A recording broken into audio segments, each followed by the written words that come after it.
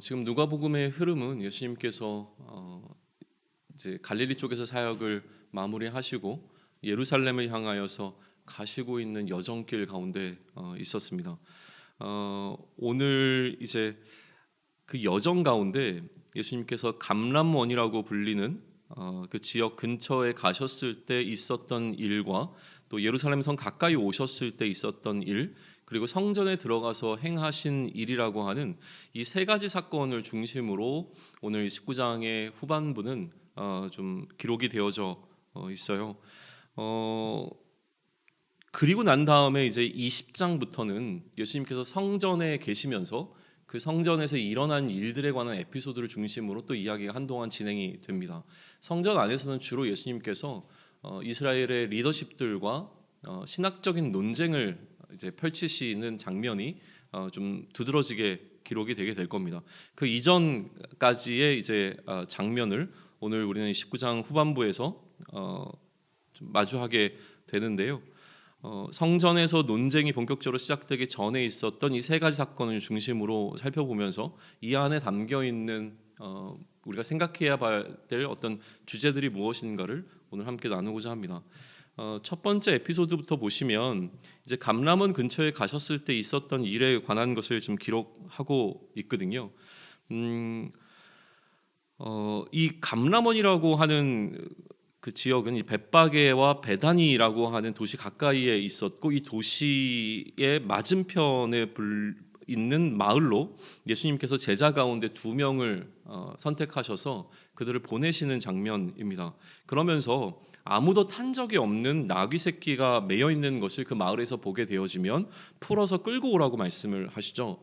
그런데 너희가 그렇게 무턱대고 매여 있는 나귀 새끼를 풀어가지고 끌고 오려고 할 때 그 주인이 왜 그런 일을 행하냐고 묻게 되어진다면 주가 쓰시겠다 하라라고 이야기할 것을 제자들에게 이제 당부하십니다.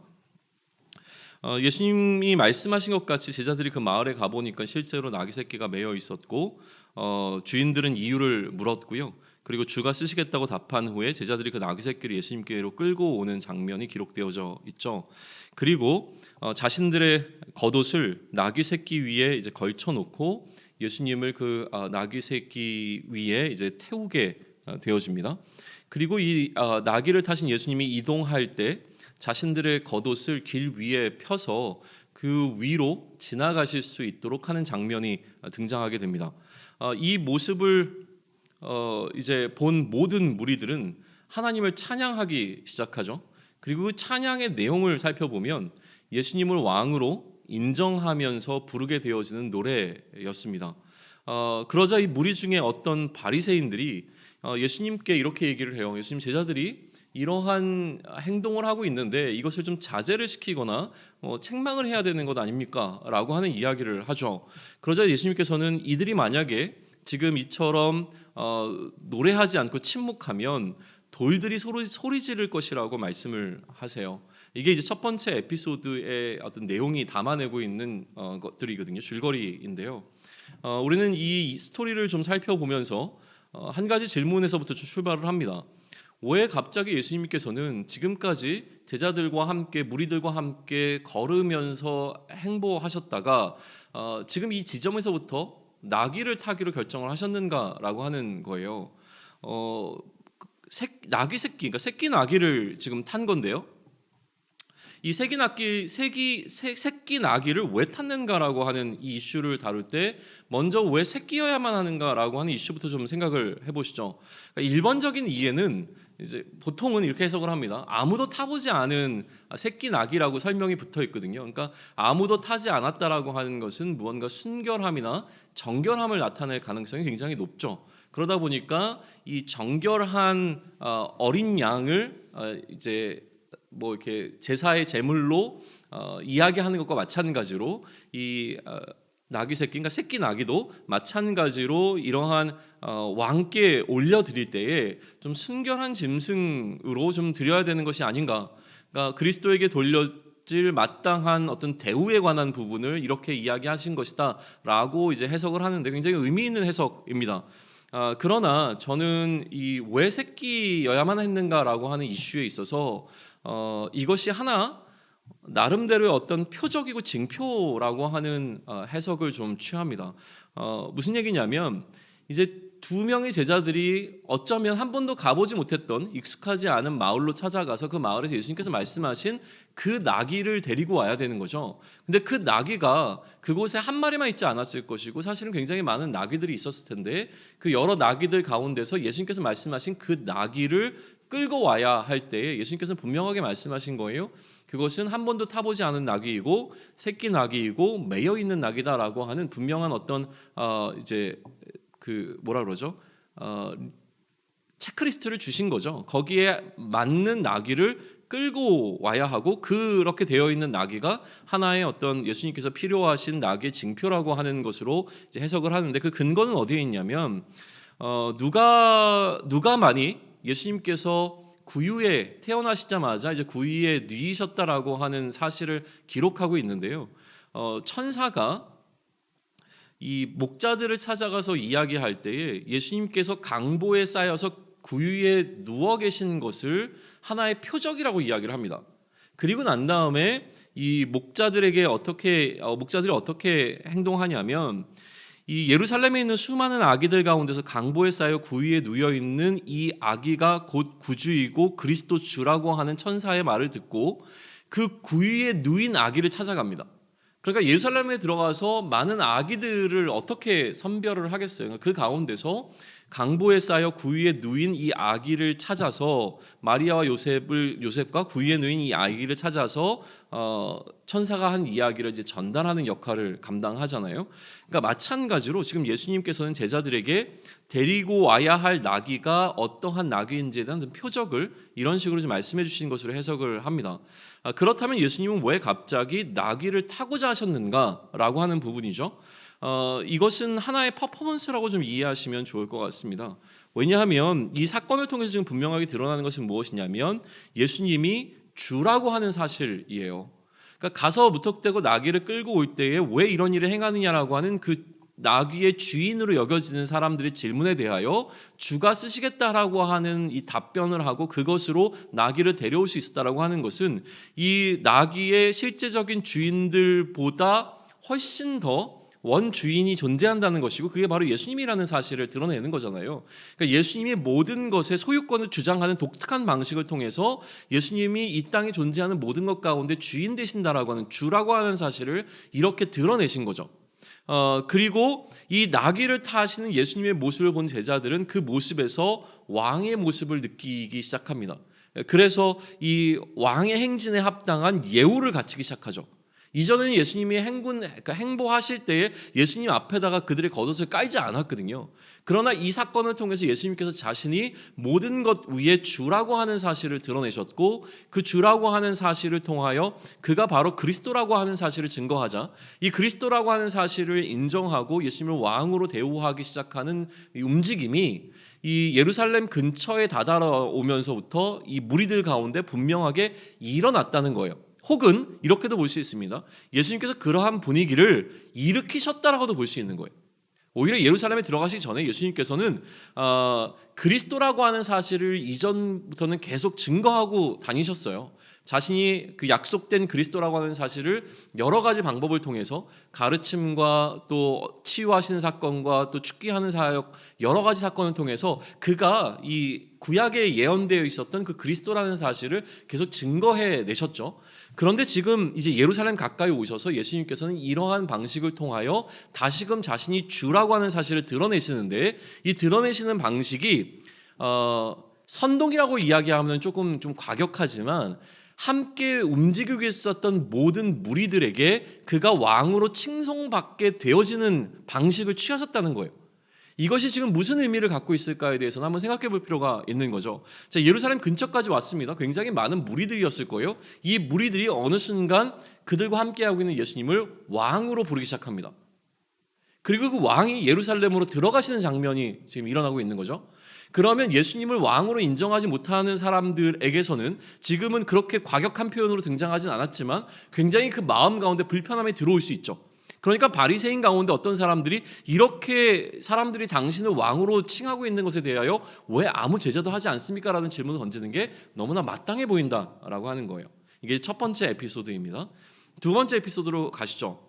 그래서 그러한 백성들의 이게 예수님께서 일부러 선동하신 것이든 아니면 예수님의 그 나귀 타신 모습을 통하여서 백성들이 예수님을 왕으로 인정하기 시작하고 그들이 기대했던 정치적 왕으로 예수님을 높이는 방식을 취하는 것이 이때부터 시작되었든지 간에 그 다음 여정은 어디냐면 바로 예루살렘 성 가까이로 가신 겁니다.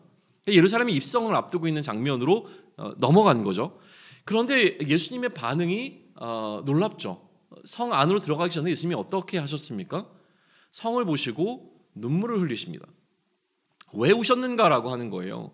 예수님의 눈물이라고 하는 것은 그 모여있던 사람들에게 굉장히 의아한 인상적인 거였을 거예요.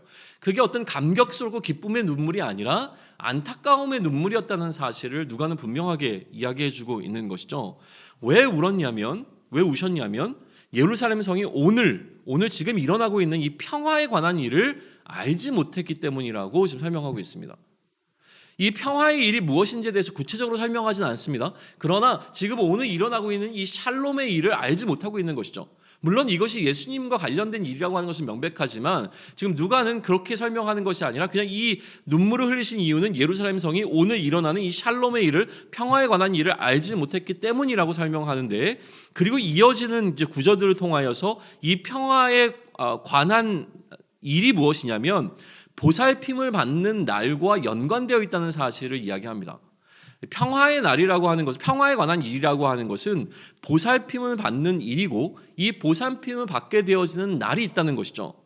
그런데 이 보살핌을 받는 날을 알지 못했기 때문에 어떤 일이 일어나게 됐냐면 결국 그 평화가 깨지는 날이 오게 되었다. 그것 때문에 예수님께서 슬퍼하신다라고 하는 이야기를 하고 있는 거예요. 다시 정리할게요. 지금 예수님께서는 굉장히 예루살렘을 보면서 안타까워하셨어요. 왜 안타까워했냐면 예루살렘 성이 알지 못하는 것이 있었기 때문에요. 이 평화의 일을 알지 못했기 때문에, 평화에 관한 일을 알지 못했는데, 평화에 관한 일이 무엇인지는 정확하게 설명하지 않지만 뒤이어 나오는 구절들을 통해서 이 평화에 관한 일이 보살핌을 받는 날 가운데 이루어지는 일이라고 하는 것을 알 수 있고요. 이 보살핌을 받는 날에 일어나는 이 평화의 일에 관해서 알지 못했기 때문에 또 다른 날이 오게 되었는데 이 또 다른 날은 이 평화가 깨어지게 되었는 날이라고 하는 사실이에요. 그래서 원수들이 너를 사면에서 둘러싸 가두고 너의 자식들을 땅에 내치고 막 이런 정말 이 전쟁과 같은 상황이 이스라엘 가운데 오게 될 것에 관한 사실을 놓고 예수님이 슬퍼하신다라고 하는 것이 이 두 번째 에피소드가 갖고 있는 줄거리입니다. 예루살렘 성 앞에서 일어난 일을 아시는 예수님의 마음에 대해서 우리는 한번 좀 고민해 보면 좋겠는데요.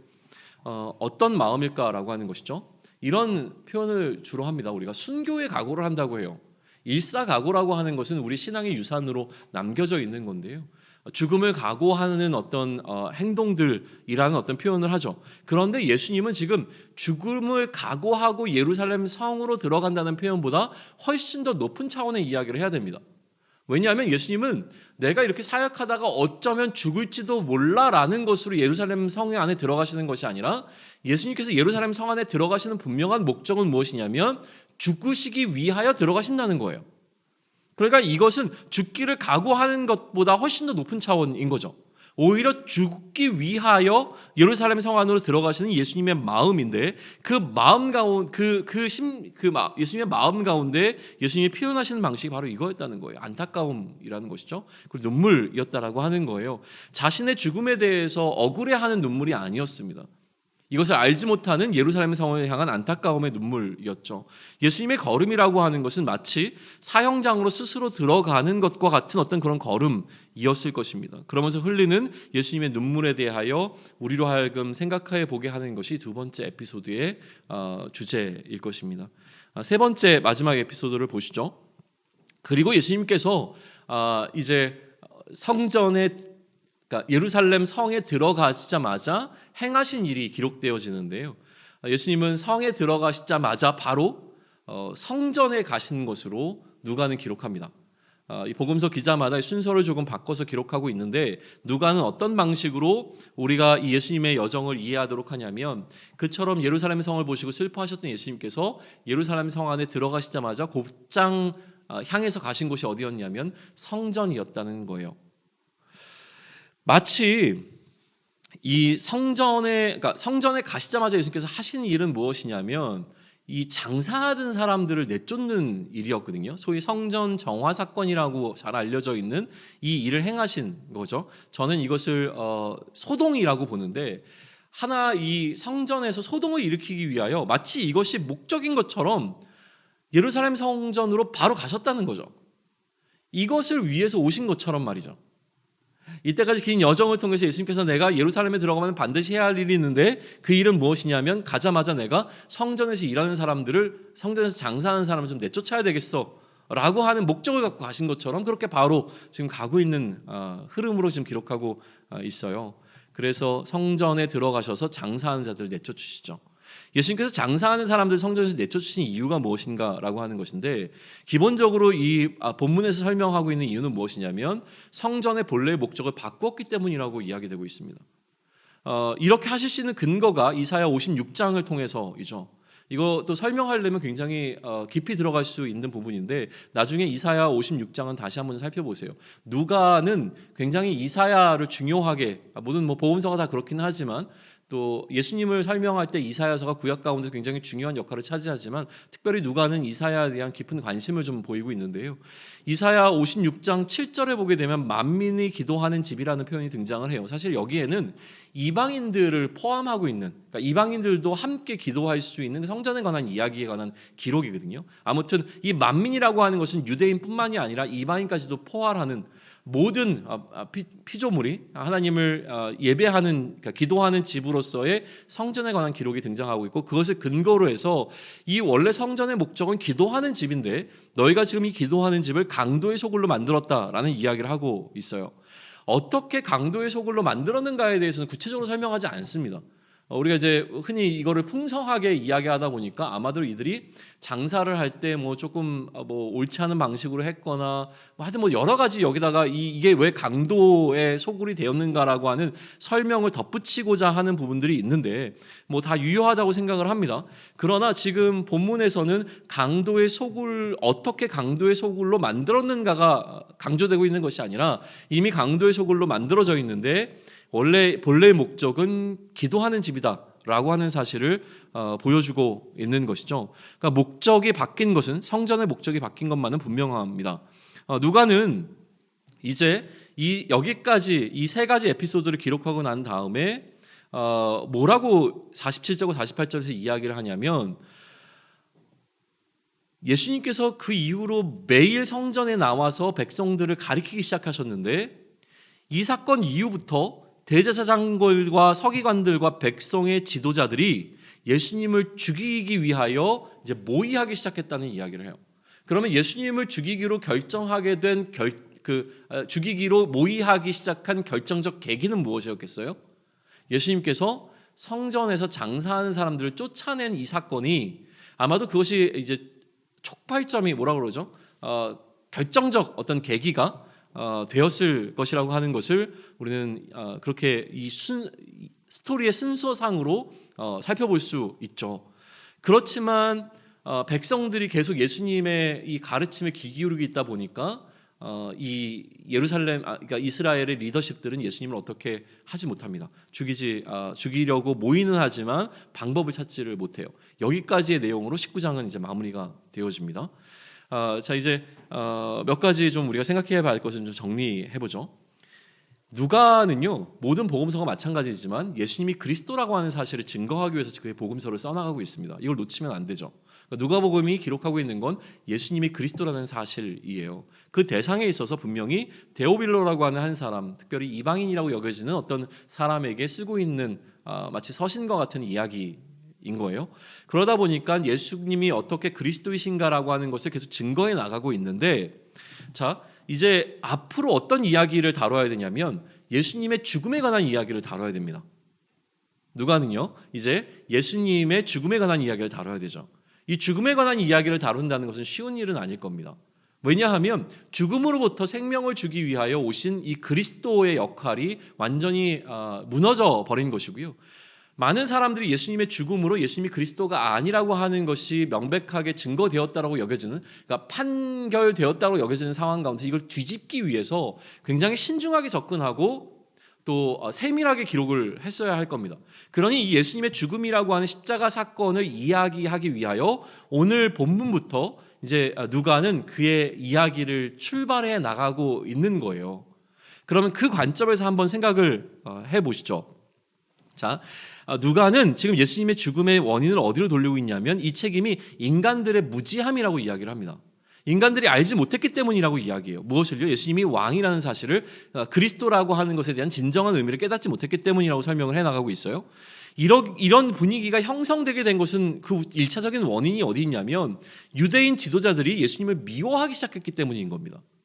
유대인의 지도자들은 왜 예수님을 미워하기 시작했는가라고 하는 그 미움의 이유가 무엇인가를 오늘 설명해 주고 있는 거예요. 그래서 이렇게 풀어가고 있는 거죠. 그 과정 가운데 십자가 사건의 배경적 사건이 되는 내용을 우선 오늘 19장에서 이렇게 기록해 내고 있습니다. 자, 왕이신 예수님께서 자신이 왕이라고 하는 자기 선언적 행동 두 가지를 하시는 것으로 오늘 19장 이제 후반부는 기록을 하고 있는 거죠. 왕으로서 예수님께서 행하신, 명백하게 자신을 왕으로 드러내기 위하여 예수님께서 행하신 두 가지 사건은 무엇이냐면, 첫째는 나귀를 타시는 거였어요. 두 번째는 장사하는 이들을 성전으로부터 내쫓으신 거였죠. 자, 나귀는 아까도 얘기했지만 예수님이 왕이라는 사실을 분명히 드러내주기 위한 어떤 하나의 퍼포먼스였습니다. 그래서 왕으로 대우를 받아 마땅하신 예수님이라고 하는 사실을 백성에게 드러내던, 아니면 백성들로 하여금 예수님을 왕으로 칭송하게 만들던 왕이라고 하는 이 이슈를 훨씬 더 부각시킨 상태에서 예수님은 예루살렘 성 안으로 입성하고 계시는 거죠. 그러니까 이것은 예수님이 왕으로 지금 오셨는가라고 하는 이 논의를 더 이제 폭발시키기 위한 어떤 배경을 만드시고 있는 장면이 굳이 나귀를 타시는 장면이었다라고 우리는 이해해 볼 수 있는 거예요. 하지만 예수님이 이처럼 나귀를 타시면서 자신을 왕으로 선포하셨을 때에 예수님을 왕으로 인정하지 못하는 자들이 있었고, 그리고 오히려 예수님은 예루살렘 성 안에 들어가시자마자 왕으로서 그가 하신 것은 무엇이냐면 성전에서 소동을 일으키셔서 이 유대인 지도자들, 리더십들의 심기를 건드려 버리시는 거예요. 예수님은 이들의 잘못을 지적하시는 방식을 통해서 한순간에 그들의 마음을 완전히 무너뜨려 버립니다. 그래서 심지어 그들이 예수님을 죽이기로 모의하게 되어지는 상태까지 끌고 가는 그러한 일을 행하셨다는 거예요. 굉장히 상황을 악화시키고 있는 겁니다. 그거를 좀 이해할 필요가 있는 거예요. 자, 하나님을 예배하는 거룩한 장소가 강도의 소굴이 되었다라고 지금 예수님은 이야기하세요. 성전의 이미지, 우리가 지금 열왕기상에서 이 성전을 건축하는 장면까지 와 있는데, 성전을 건축하는 그 준비 과정까지 우리가 봤거든요. 그때 성전을 준비하는 과정 가운데서 성전을 위해서 선별된 사람들만 수만 명이었습니다. 거의 10만 명 이상이 되는 사람들이 성전을 건축하는 거에 동원이 되었고, 그 사람들이 몇 년에 걸쳐서 지은 것이 성전이란 말이에요. 이 성전이 이스라엘 사람들에게 어떤 의미를 갖고 있고 얼마나 아름답고 얼마나 귀한 장소인가라고 하는 것을 우리가 한번 생각해 볼 필요가 있어요. 너무너무 아끼는 거룩하고 귀한 장소죠. 그런데 그 장소를 지금 예수님께서는 뭐라고 얘기하시냐면 강도의 소굴이라고 비하하신 거예요. 자, 장사 좀 했다고 그 아름다운 성전이 강도의 소굴이 되겠습니까? 강도의 소굴이라고 하는 이미지를 한번 생각을 해보시죠. 어떤 장면이 상상됩니까? 소굴은 동굴이에요. 동굴, 음침한 동굴 안에 마치 이 강도들이, 우리 산적들이 모여서 우글거리는 어떤 장면을 한번 생각해 보시죠. 그러한 이미지로 추락시켜 버린 겁니다. 이전에는 이렇게 성전에서 장사하는 게 아무 문제가 없었어요.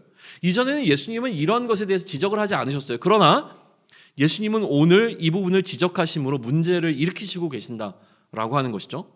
자, 자신들이 아무 문제 없이 해오던 일을 지적할 때 대부분의 사람들의 반응은 화를 내는 겁니다. 내가 지금까지 해왔던 일을 반대하는 것은 화가 일어나는 일이에요. 또 생각해 보시죠. 이것을 허락하는 자들이 있었을 거란 말이죠.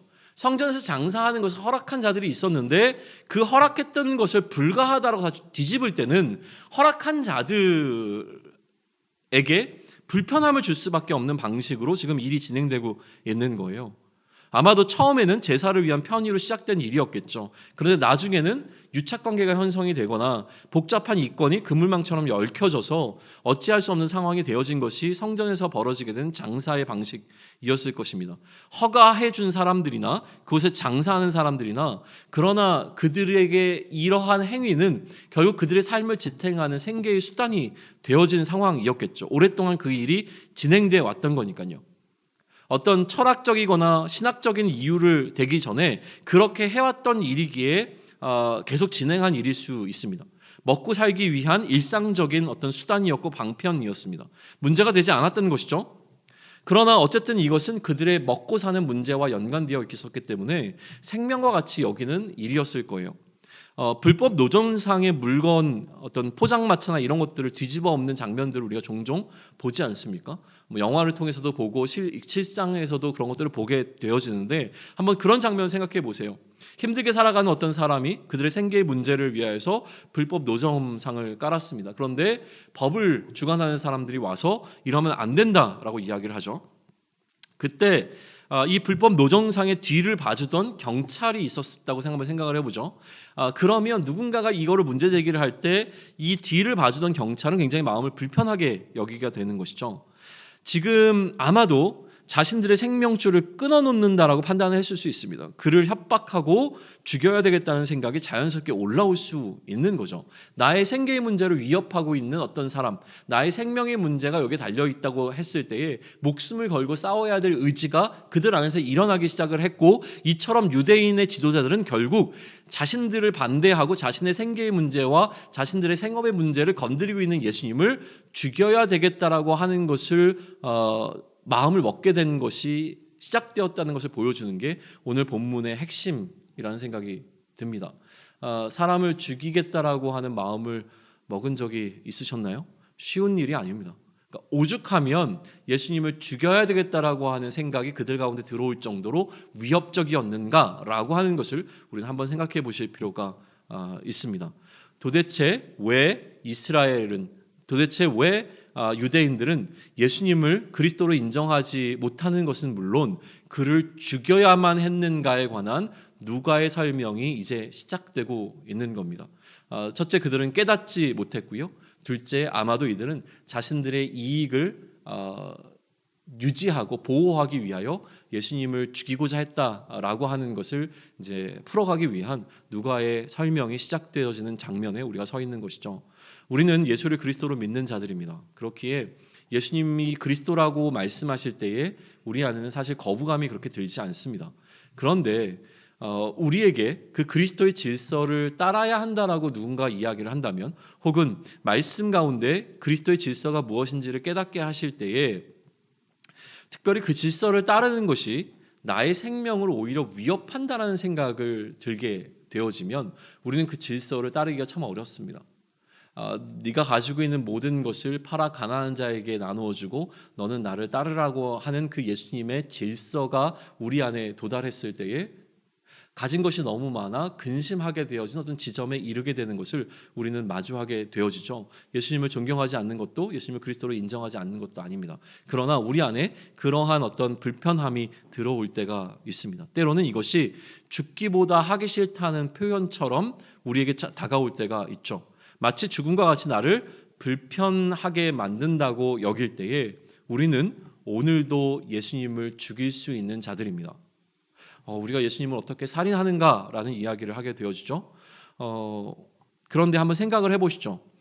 왜 누군가를 죽이거나 자신이 죽는 극단적인 선택과 행위를 하게 되는 것일까요? 우리는 삶을 살아가다가 누군가를 죽이는 사람들을 만나게 되고 자신을 스스로 죽이는 사람들도 만나게 되어집니다. 죽음이라고 하는 것은 관계를 정리하는 방법 가운데 하나입니다. 관계를 끊어내는 가장 확실한 방법, 지금 이 상황을 종결시키는 가장 확실한 방법이 죽음이라고 생각을 하는 것이죠. 우리가 어떤 이슈에 있어서 그리스도의 질서를 따르지 않기로 선언하고 그것이 주는 불편함으로부터 내가 벗어나기 위해서 우리가 할 수 있는 극단적인 방법은 무엇이냐면 그 질서와의 관계를 끊어내는 것입니다. 그리고 그 상황을 덮어버리는 것이죠. 이것은 우리가 무시해 버리는 겁니다. 그 질서 자체를 마치 존재하지 않았던 것처럼 생각해 버리는 것이죠. 이것이 죽음이 가져오게 되는 결과와 동일한 결과입니다. 그러니까 우리는 실제로 예수님을 죽였는가 죽이지 않았는가의 문제가 아니라 예수님의 질서를 무시한다라고 하는 것은 예수님을 죽이는 행위와 동일한 수준의 것이라고 하는 것을 우리는 좀 생각해 보고 고민해 볼 필요가 있다라고 하는 거예요. 그래서 오늘 이 주제를 갖고 우리가 한번 고민해 보시면 좋겠습니다. 우리는 예수님을 그리스도로 믿고 인정하고 예수님을 따르는 자들입니다. 그럼에도 불구하고 우리가 우리 안에 들어와 우리를 변화시키고 우리 안으로 침투해 들어오고 있는 그리스도의 질서에 온전하게 반응하지 못한다라고 하는 것은 오히려 그것이 예수를 그리스도로 인정하지 못하고 자신의 것을 지키기 위하여 예수님을 죽음으로 내몰아야만 했던 유대인들의 그 심정과 우리가 지금 예수님을 그 죽음 가운데로 몰아가고 있는, 그래서 예수님을 무시하고 있는 이것이 동일선상에 있다라고 하는 것을 반드시 깨달아야 한다라고 하는 것을 또다시 우리의 묵상의 주제와 또 고민의 숙제로 던집니다. 내일은 이 부분에 관해서 보다 더 깊이 고민해 보고자 합니다. 오늘 하루 혹은 내일 우리 예배를 드리기 전까지 이 부분을 조금 더 고민하시고 이것에 관한 마음들을 정리하신 이후에 다시 한번 우리가 이것에 관한 이야기를 좀 더 깊이 나누기를 원합니다. 기도하겠습니다.